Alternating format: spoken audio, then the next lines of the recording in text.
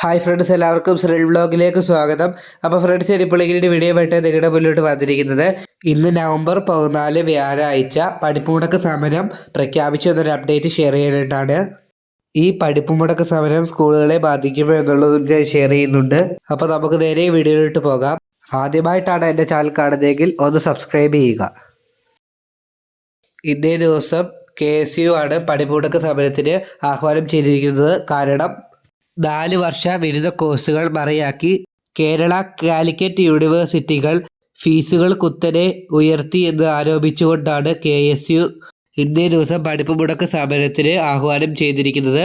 KSU സംസ്ഥാന president Aloysius സേവ്യറാണ് അദ്ദേഹമാണ് ഈ കാര്യം അറിയിച്ചത്.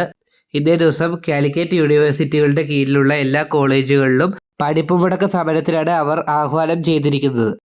അപ്പോൾ ഫ്രണ്ട്സ്, ഇത് സ്കൂളുകളെ ബാധിക്കുമോ എന്ന് ചോദിച്ചു കഴിഞ്ഞാൽ ഒരിക്കലും ഇത് സ്കൂളുകളെ ബാധിക്കുകയില്ല.